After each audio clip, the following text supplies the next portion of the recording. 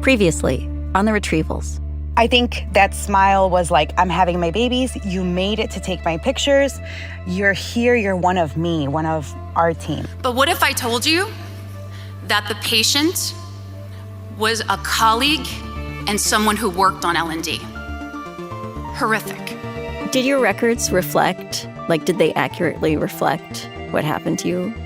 No, nothing about it is in there.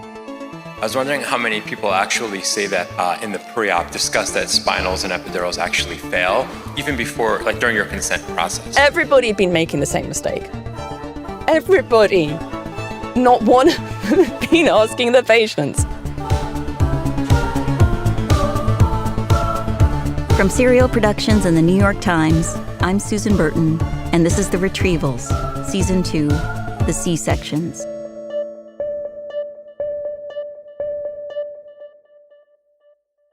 Speaking of seasons, it's been so long since we've been at the hospital that it's almost like we're on a new season of our medical drama. A lot has happened to our characters since we left them in the months after Clara's C-section. In fact, we have another character to add to the ensemble. Corey. Remember? The anesthesiologist who arrived for a shift just as Clara's surgery was ending. Let's bring Corey on stage. Dr. Corey de Burgrave. Interior, hospital, morning. Because when I show up at 7 a.m. and I change into my scrubs and I go up to the 4th floor and I walk into that, I open those doors, I walk in and there is and everyone, all the nurses, everyone yelling oh my God, Corey, oh my God, we're so happy you're here. Oh my God, sit down, we gotta talk. This entrance, it's not just ginned up for the season opener. It's a regular occurrence on L&D. Look, there's Mindy. She'll tell you. Corey is our baby. He is the unit baby. He was a resident with us. He just vibed with us. He sits in the nurse's station and gossips with us. We've even gone out drinking together. He's been at parties. He is our baby. And when we heard he was going to be an attending, we were all ecstatic. And he's just great with women and patients, and you just trust him immediately. And he's adorable to look at too, so. I walk through that door, it's always kind of I'm doing something right because these people are relieved and happy to see me. Relieved. That's how Clara felt when Corey walked in at the end of her surgery. And oh, here's Clara now. Amazing haircut, Mia Farrow and Rosemary's Baby vibes. This will be her new look for the season. Clara's look isn't the only thing that's new on the unit. She says the culture around pain during cesarean is changing. And there's a lot of parts to this, but there's also a simple way to get at just how profound the shift is. It comes down to one word. One word that in the before times, Clara wouldn't have felt able to say during a C-section. Stop. I didn't understand that I could simply say, you need to stop, she's not okay. Yeah. And the other part of it is that the team is more responsive. So the surgeons themselves, before normally that is anesthesia's job. We have our job. We're going to focus on that. But now, in my experience, I say, if you can stop, she's not okay. They are very, very quick to say, oh, thank you for telling us. Uh-huh. We can pause here. Absolutely. Everybody in the room is so much more receptive to it. Sometimes it's not so easy to stop, but there are other times you can. Stopping can be awkward. Everyone's standing there silently, arms crossed, just waiting for the several minutes it might take for the meds to kick in. A nurse might be challenging a hierarchy to say stop. I am concerned. It can feel that way for an anesthesiologist, too. Maybe they're working on the kind of unit where the surgeon rules the roost. But there are all kinds of power dynamics. A younger, newer OB working with an older anesthesiologist who claims, it's just pressure, she's fine. One OB told me that when a patient is suffering, she can tell because even the muscles inside their bodies are tense. Yeah, all of us have seen these things and have been troubled by these things, but not really known what or how to do, or that it wasn't, or that it could be different, Yeah. So I think people were just, thank God, finally, yes, let's go. And let's do what we've wanted to do all along. Speak up on behalf of patients. To shift a culture like this, Clara says, you need to have enough people with buy-in, people who won't let it go. And you need someone to get people to buy in. You need a Heather. I mean, it is absolutely her role at the hospital, her job title, her credentials, her relationships with everybody, the trust that's there. All of those things are why, right, that she has been able to push through what she has, I think, because it is remarkably different. So what did Heather do exactly? And how did she do it? Well, we're in luck that we can see some of it for ourselves. Let's hurry down to the 3rd floor, where Heather is teaching a class. How many people have been in C-sections where you have an awake patient and someone else is like, hey, the patient in 4 is blah, blah, blah, blah, blah, right? So you're talking about other patients in front of an awake patient, right? What's going on in room 4, and they're like, oh, that room 4 sounds bad. You know, like they should take care of that one, right? You know, I hope they're okay. You know, like, okay. Heather and her OB anesthesia colleagues have made a bunch of changes since Clara's surgery, ranging from the drugs and the epidurals, clonidine, to a new system to document and address pain. Some of what Heather wanted to do, like changing the way doctors interact with patients, what tone they take, what language they use, required education.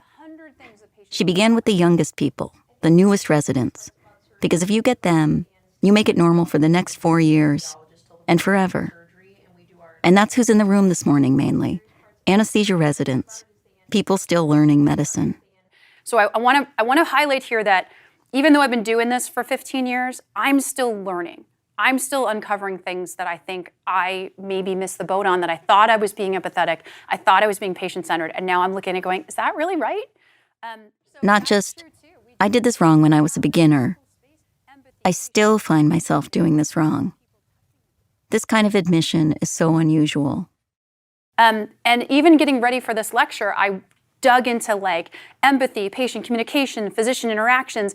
I can't find anything concrete that tells you exactly what to say. So it makes it really hard, right? I can give you 100 papers on clonidine, right? I can tell you exactly where all the data came from. I can't give you one that tells you whether it's better to say this thing or this thing to a patient, right?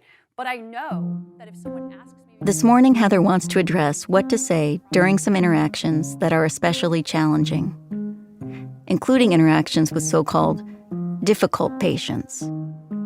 So what is a difficult patient? Well, now you said earlier that you had all kind of heard that phrase, right? You'd heard difficult, it's been used in the vernacular, right? So I want you to get into small groups for a second and tell me, what do you think a difficult patient is? And then think of examples of patients you've had who were, quote unquote, labeled as difficult or you felt were difficult. Yes? Okay, let's go. The residents huddle together in groups. They're wearing gray scrubs. They look young. It's striking to hear them reflecting on patients as other. They're so recently removed from having only ever been patients themselves. All right, let's come back together if we can wrap up here.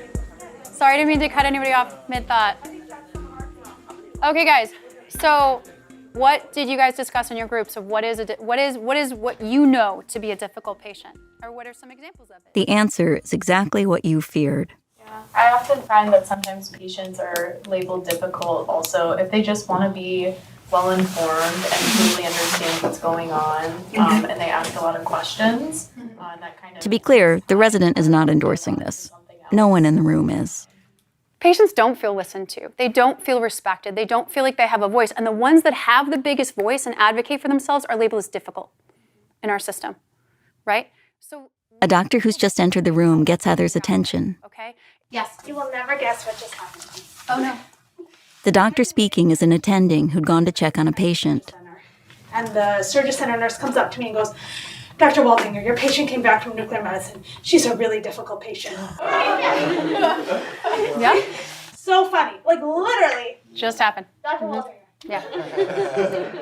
Corey is in the room, and now he raises his hand, Yes. and he starts to tell the story of a, quote, difficult patient he had for a C-section last night.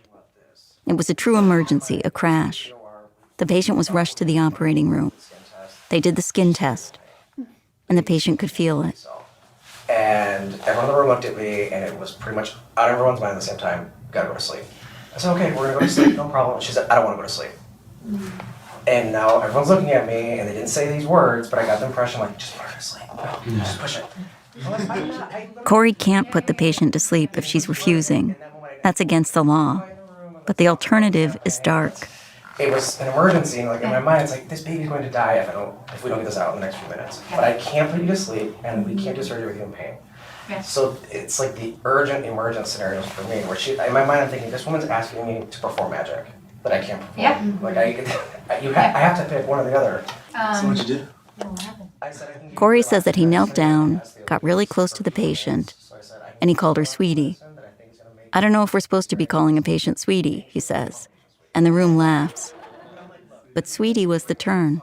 And I think that the second I started getting more casual with her and probably breaking those norms about vocabulary, I think she she did a 180. Later, Corey told me that sweetie wasn't the only vocab norm he'd broken with the patient. She was resistant, but she knew that she was putting herself and her baby in danger. So she kept saying, I know everyone in this room, you guys think I'm the biggest dumbass. I know you think I'm just this dumbass bitch. And she wasn't saying it like in an adversarial way. She was like recognizing, I know that I'm being annoying to you guys. Like I recognize what you guys must feel about me. So that's one of the things that when I got down and out next to her and I just said like, look, I don't think you're a dumbass. I don't think you're even being a bitch. I've dealt with bitchy people in my life. You are not being that way. I feel for you. I think you're going through something that I can't even imagine. And and nowhere in medical school do they say, should you talk that way? Nowhere, if my boss happened to walk by and heard me say that, I probably wouldn't be the most proud of that. But when I said that, she kind of giggled and she kind of started smiling. And I was like, it was like these little small things that eventually broke through with her. The patient still didn't want to go to sleep, but she agreed to allow Corey to give her IV drugs. He held her hand, and the baby was delivered. This kind of story doesn't always end this way, Heather tells the room.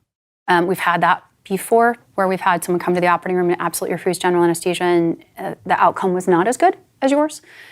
So I think that those are really important conversations. Corey had asked the patient, why don't you want to go to sleep? Heather would have asked this question too. If the answer was, I'm scared, what are you scared of? Which is different from, there's nothing to be scared of.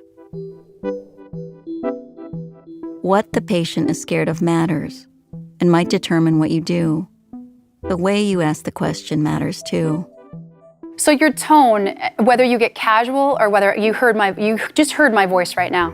Hey, you know my register. My register's up here, right? And hey, we're gonna take really good care of you. Like I know you're scared. My voice drops. My head comes close. I kind of get to their ear. This might not be the right style for everyone. Be genuine to your personality. You're not gonna speak the way that I speak. Right? You're not gonna use the phrases that I'm gonna use, and don't try to mimic people because it's not gonna come out right. So find what works for you. But even if the delivery isn't the same, the message is. Here's what I can't do. I can't promise you a pain-free surgery, right? But what I can promise you is if you tell me you're having pain, I will give you more medicines. I will work with you. I will be present with you, okay?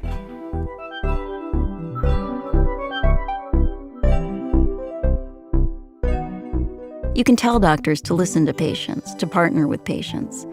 And some doctors are going to have an intuitive sense of how to do this. But not everyone will. And yes, teaching helps, modeling helps. But when you're trying to change behavior after something goes wrong in a medical setting, what helps more than either of these things, and research shows this, is if you create a system that encourages, even compels, that behavior. Which is another thing Heather did, and which I'm about to see in action. That's coming up after the break.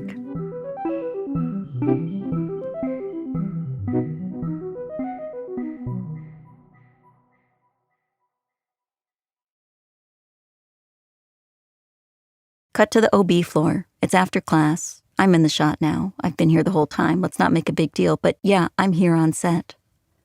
Heather and I are standing outside the double doors that lead to the operating rooms. So, we're gonna have to put these on. Okay, great. So probably, maybe if you want to use that tray over there and put your mic Sure. down for just a second. Heather hands me a surgical suit. I put the recorder down and step into the white coverall. The material's flimsy, like a whole outfit made out of a dental bib. Once I'm gowned up, we continue down the hall. So this is like a sterile hallway, which is why you have to have all this stuff on. And then when you go in the operating rooms, that's when you need the mask. Okay. So. Now you can hear a baby was born. Yeah. So we come around here, we'll grab that. Outside the OR, I tie a mask atop my head and at the nape of my neck, and then turn to where Heather is pointing through the window in the door. So just take a look at how many people are actually in there. Oh, wow. And so this is cesarean or Yeah, so they're in the middle of a cesarean right now, so she's wide open. Our anesthesiologists are at the head. I'd been hoping to see a C-section this morning, but not expecting to. I'd been told it was unlikely to happen. But at the last minute, it's come together. The patient has given me permission to observe. Her baby has already been delivered, so I won't get to see that part. But there's a lot of her surgery left, which means there's a lot of anesthesia care left to administer. And then the anesthesia providers are at the head of the bed kind of talking to her. So we're really the only ones who are kind of like, With her. Yeah, exactly. Yeah. Which makes it a very intimate relationship very quickly. Yeah. That's fine. Heather checks that I'm ready to go inside. I'd asked her what she suggests I notice, and she'd named a couple things, including looking at the patient's open abdomen. Unless you're queasy, she added.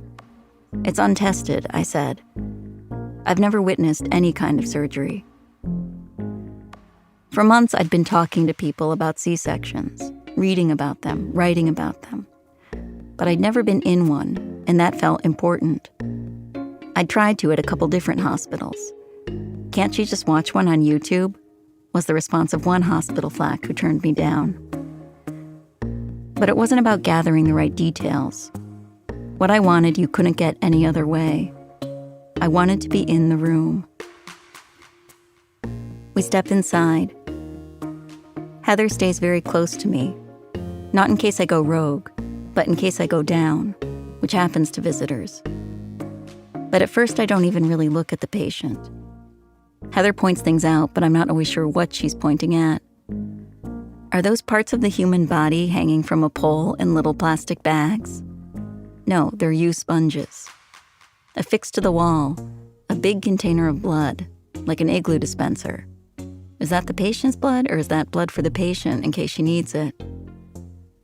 Then we turn to the foot of the bed, and I stare straight into the patient's open abdomen. I'm surprised by how completely unfazed I am. If anything, I want to keep looking. The blue drape hangs at the patient's breast. I can't see her head. And maybe the depersonalization helps me look at this straight on. The flesh is pushed up, like when you raise a blind. I'm full of awe. My hands have been balled inside my jumpsuit, but now they loosen. The patient is getting her tubes tied. Heather uses the medical term. I ask if they tie them or cut them off, and the answer is kind of both. We move around to the head of the bed. The patient has a wide, sweet face, freckles. The father beside her holding the baby. Congratulations, I say to the mother, but then I regret it a little, not knowing what she feels. I'm not meant to interview the patient, just to observe, so I can't ask about pain. But now the patient grimaces. Her eyes open and close, forehead furrows. The attending is momentarily out of the room. Heather moves in.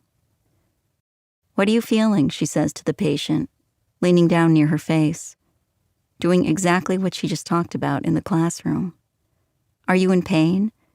It's just pressure, says the patient. But how bad? What's the number? Asks Heather.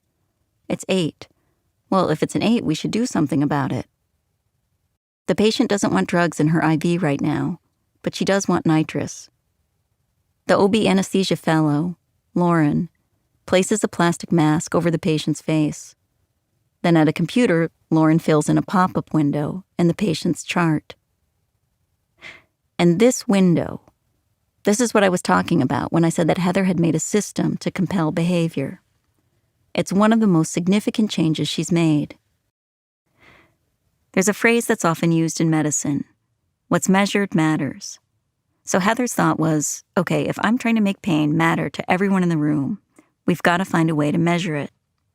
Now, every 15 minutes, the anesthesia provider receives a reminder to get a pain score from the patient. A tab on the patient's chart turns red. If the score is 3 and above, there are prompts for follow-up questions about what kind of pain and where. Information that can be used to decide on an intervention. When Heather initially had the idea, there was some pushback. And there was a little bit of like, well, why are we doing this? I don't want to keep reminding the patient about pain. And I was like, no. If they're not having pain, you're not reminding them of anything. People have strong opinions about pain language. One OB anesthesiologist I talked to, someone who's as passionate as Heather about the issue of pain during cesarean, told me that she asks patients, "Are you comfortable?" and "Do you want me to give you anything?" "I don't want to emphasize the pain," she said. There's pain psychology literature supporting this, that the language that you use can suggest pain to the patient. Instead of saying, I'm going to, put this needle in your back and it's going to burn for a second, you say like, oh, you'll feel mild discomfort. And you coach them through them as if you're like somehow going to change their experience. And I just haven't found that to be true. My personal experience with this has been absolutely 100% the other direction, is that if you don't tell patients what to expect, if you're not real with them, you lose trust so quickly. So I really believe in telling patients the whole story, unless I have someone who's like, don't tell me anything, I don't want to know anything. So we do have that conversation as well. But otherwise, I don't know. I don't think it's quite fair to patients to assume that somehow you are fully in control by your language of someone's pain experience. I think that really minimizes the problem. The main purpose of Heather's system is to promote good patient care. But an additional benefit is that there's a lot of data being collected. Data about some things that don't exist in the medical literature. Like when a cesarean patient says she feels X, what works best is to give her drug Y. Heather didn't copy her system from somewhere else. She and a colleague made it up themselves and had the tech team hook it into the electronic medical record system. Though some other institutions also assess and record patient pain during C-sections, Heather seems to be the first one to do it exactly like this. One doctor I talked to praised Heather's system, but noted there isn't evidence that what she's doing is a best practice that will actually help patients. It wasn't a critique. It was a nod to the big picture. There isn't evidence that any tool for measuring cesarean pain works better than any other, because these tools don't exist. Pain scores themselves are pretty contentious. People will say they lack context, or that if you're a patient, it's really hard to know what number to say. But Heather's not just getting numbers. Importantly, she's getting quotes from patients too. Because her system not only requires doctors to talk about pain, it gives patients an opportunity to do so. Patients who are not asked about pain may not speak up about it, for whatever reason. Susanna recently sent me a paper that compared the situation of being a patient to being a hostage. These people literally hold your life in their hands. Do you want to disrupt or displease them? Right now, there's a massive study on pain during cesarean going on in England and Australia, the SONAR study. Almost 80% of all OB units in the UK are taking part in it. And one of the questions they're asking patients is essentially, if you were in pain, did you tell your doctor about it? I love this question. I think it's enormously insightful. Some patients cry out and are ignored. Others never say anything to begin with. We need to capture them, too.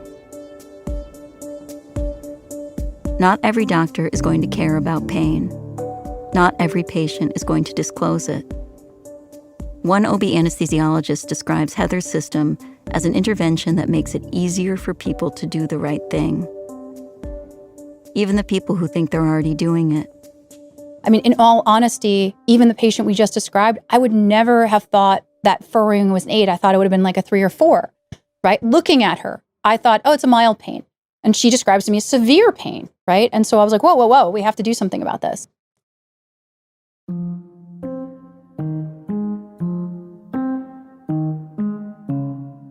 father of the baby FaceTimes with someone who's maybe the grandma.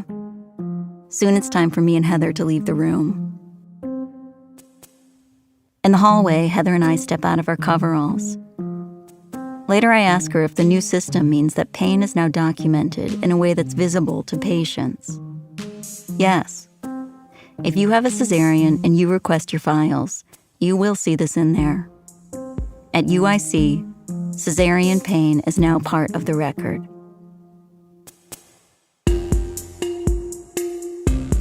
Coming up, let's head to the nurses' station after the break.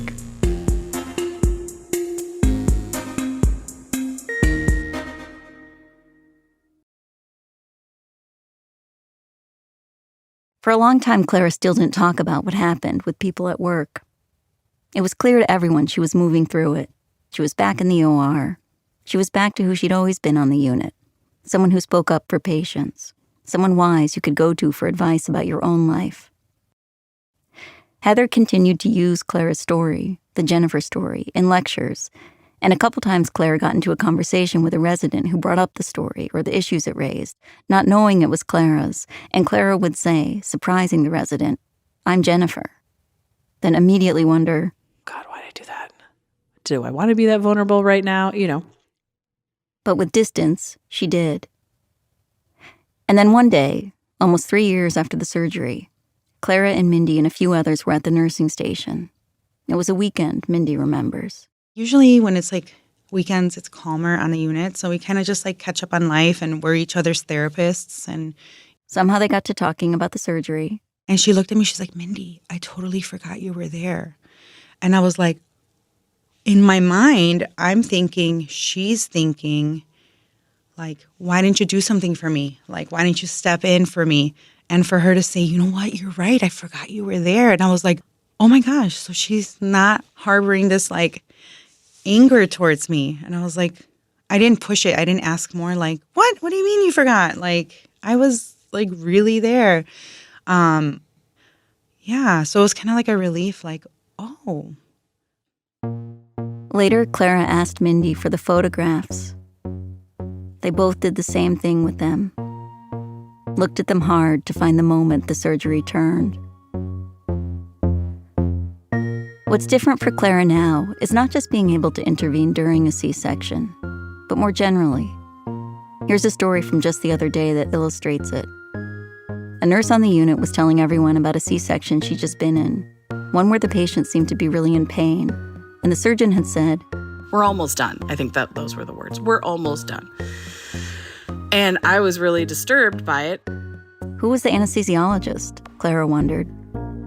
It was Corey. And so I was pretty like, whoa, what? That seems not at all like Corey and what he would have done. And I texted him. I have his number, so I texted him. I was like, "Hey, I just heard this thing, and it doesn't sound like you, but I was really bothered by it, and I just wanted to know how you thought that went. Did the surgeon really say, don't put her to sleep, or we're almost done," anything like that? And Corey clarified. He's like, not exactly, you know what I mean? Like, he could see how you walked away with that, but really what was going on was that the patient's uterus was outside her body, exteriorized, remember, and it's hard, almost impossible, to make the patient feel nothing during this. Many OB anesthesiologists would really prefer surgeons not do this. Organs belong in bodies, you will hear them say. But for the surgeon's part, it's certainly easier to see and repair the uterus when the organ is outside. They're taught this is the safest way to do it. But anyway, yes, there was a moment where the patient was in pain. But Corey was on it. He addressed it with IV meds. And he's like, "And no one would ever stop me from putting somebody to sleep. Clara," he said, "if I had any doubt and thought for even a second her pain wasn't controlled and we needed to convert to general." He said something like, "I don't care if the CMO or what chief medical officer told me not to, like I would do it." So I was really glad that I was able, instead of worrying about it, to follow up on it. And I'm assuming that's not something you would have done in the before times. Or maybe you would have. No, No, I'm not sure I would have picked up on it. I think that there was a lot more just sort of acceptance and powerlessness around it. Like, yeah, if I heard something like that, I would think it was bad and wrong. But I wouldn't have followed up on it or anything. I wasn't in the room. It wasn't my patient, There's a culture that's enabled Clara to do this. But she's also one of the people making the culture, one of the people showing others how to speak up. So was Mindy. Before I ever met Mindy, I heard about her. There's a nurse named Mindy who will put you in a chokehold if you let a patient be in pain. I do think there has been a change just because I feel more empowered to speak up too. Sometimes. I still revert back to I'm just the nurse.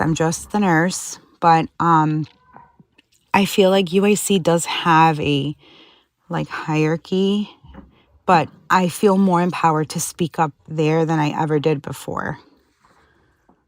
Mindy's changed since Clara's surgery, and not just as far as speaking up. She's questioning things, including one of the most fundamental assumptions about cesarean of all. I think my biggest thing is why do we do C-sections on mamas while they're awake? I understand the science behind it, but maybe some women truly prefer not to be awake and we push them towards being awake during C-section. So I want to know more, maybe we need to talk more about why we even moved towards this practice. Because, being awake and being literally women when they're being pulled and pushed, and that's scary. I don't know if I as a patient want that. Is it all just about patient experience and hearing their baby's first cry? Is there alternatives? Could we just record it? I don't know. I wonder how we got to this. Oh my God, Mindy, I'm so glad you just said that. Yeah. I have had that same thought, but nobody else has ever brought it up until you brought it up. Yeah. I told Mindy that decades ago, the assumption had sometimes been the opposite, that the patient would prefer to be asleep for a C-section. Why would anyone want to be awake for that? One British anesthesiologist wrote in 1971 that being awake could be okay for, quote, a woman of the right temperament, but many women would not willingly undergo this experience. Both assumptions, want to be awake, want to be asleep, are problems because neither is universally true. What a patient wants, that's different for every patient. If you're told that one of the benefits of neuraxial anesthesia is that you can be awake for your baby's birth, you may feel like that's something you should want and feel ashamed that you don't, for whatever reason, including that you simply do not want to be aware during major surgery. Lots of patients tell Mindy they'd rather go to sleep. All the time. They say, I don't want to be awake. I want to go to sleep. And they just literally convince them that it's not the best. But yeah, no, there's so many patients that should go to sleep that we don't, and they're so terrified. And we don't know what their trauma is going to be. Are they going to relive the beeping of their heartbeat and the suctioning noises and the pulling? And we don't ask women who had C-sections how traumatized they are. There's a growing awareness of what Mindy describes, that, let's be real, this is a major surgery. Doctors I spoke with, including Heather, wanted to emphasize that most C-sections should be done under neuraxial anesthesia, that it's the gold standard, faster recovery, better pain control after birth. But, Heather says, she's quicker to honor a patient preference for general from the get-go than she would have been just a few years ago. While doctors have long avoided general anesthesia for safety reasons, for some patients, safety might mean going to sleep. Here's a sign of the times. In obstetric anesthesia, there's something called a Center of Excellence designation. To get it, your hospital has to meet a bunch of criteria, including one about limiting use of general anesthesia. Recently, there's been discussion about making sure this isn't inadvertently causing patients to suffer. There's also been discussion of adding a new measure of excellence: percentage of patients in pain.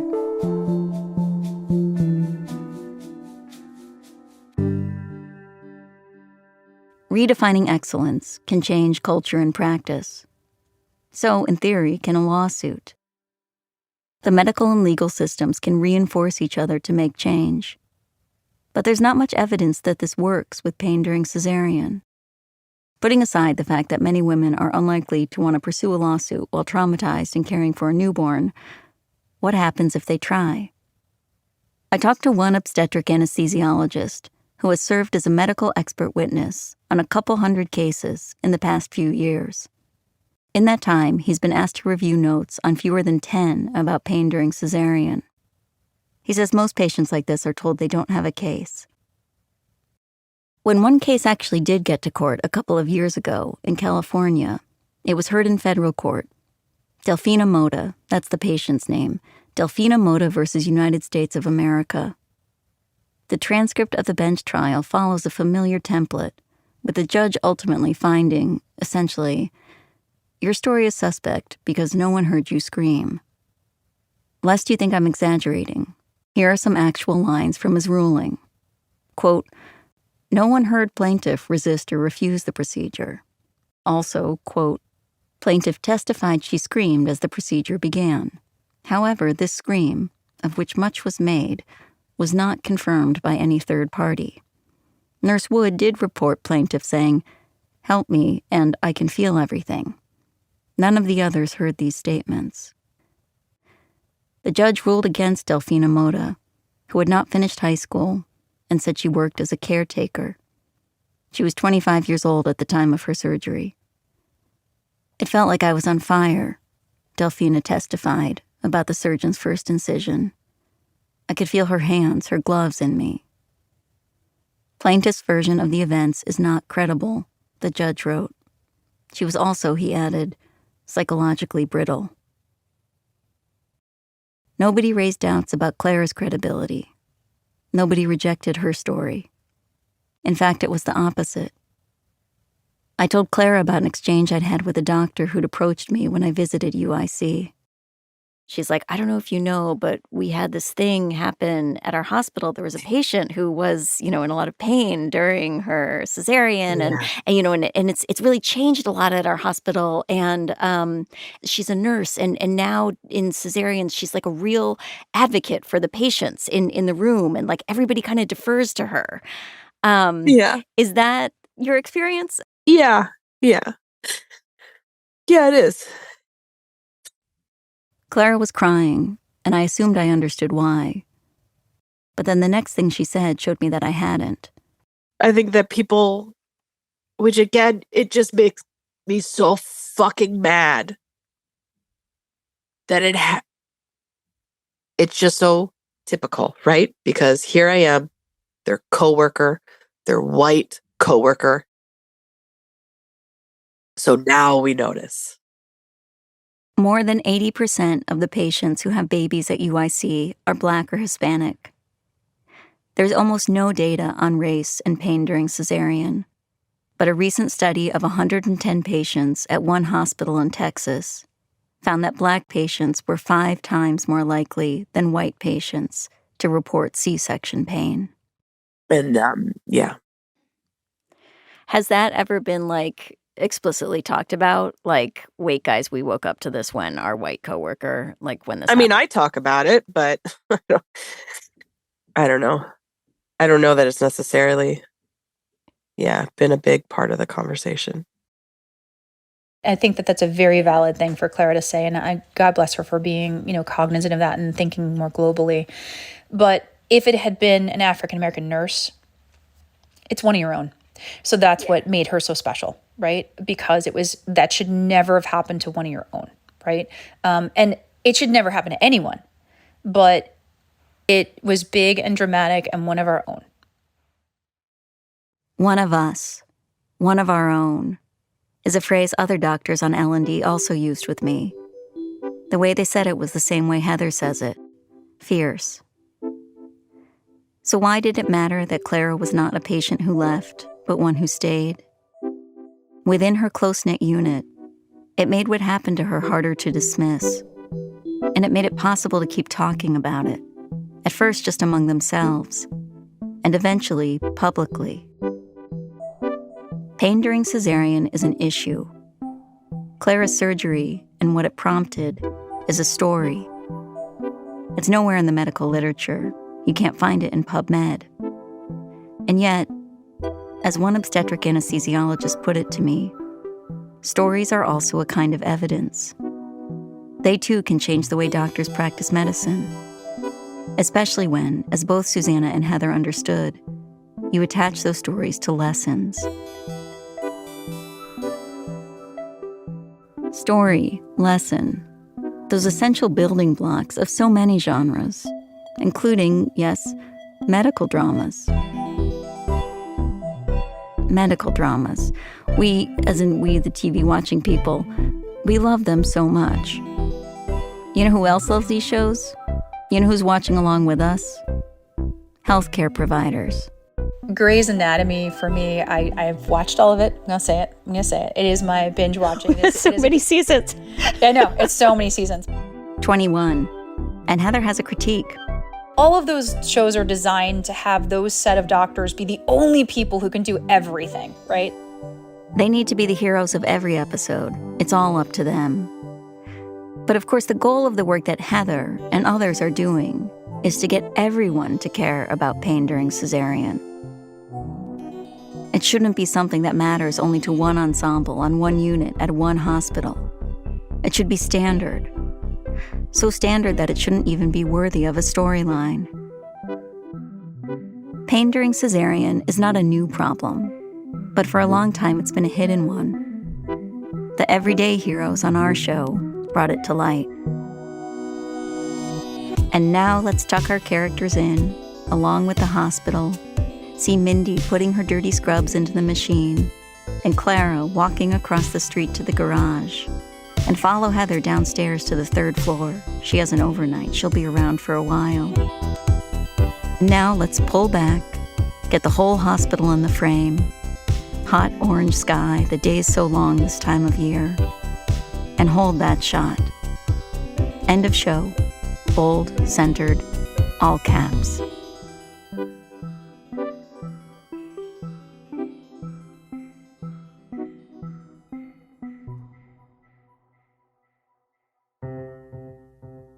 The Retrievals is written and reported by me, Susan Burton, and produced by me, Julie Snyder, and Ben Phelan.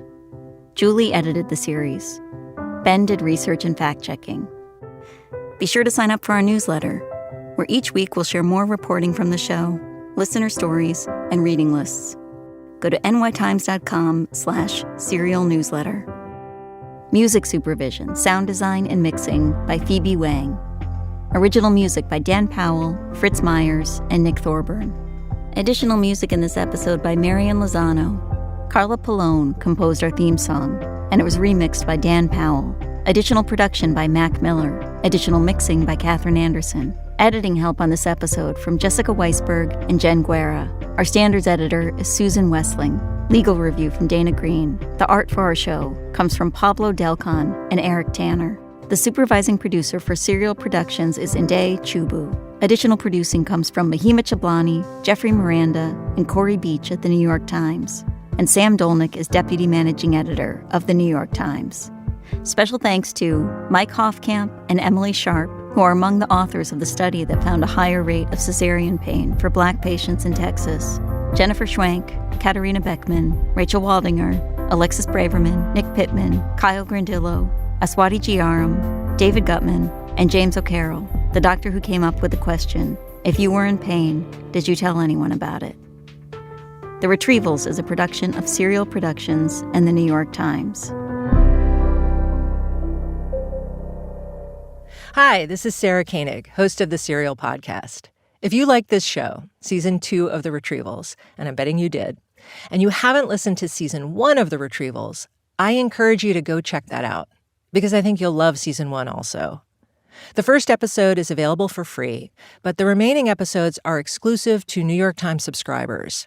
If you aren't a Times subscriber already, I ask you, respectfully, what are you waiting for? When you subscribe to the New York Times, you'll get all the normal, excellent things you get with a New York Times subscription, and you can listen to every single show we've made over here at Serial Productions. That's 14 shows. There's all 4 seasons of the show that I host, the Serial Podcast. There's S-Town and Nice White Parents. There's the Trojan Horse Affair and The Coldest Case in Laramie. There's The Good Whale. These shows have everything. Seriously, investigative reporting, mystery, genre-bending storytelling, bizarre plots, superlative writing, a song. You will find what you're looking for, I promise you. You can sign up for a New York Times subscription in either the Apple Podcasts or Spotify apps, or at nytimes.com/podcasts. And if you do listen to our shows, please let us know. You can leave us a review in a podcast app or email us at serialshows@nytimes.com. We really do read every email we receive. And thanks.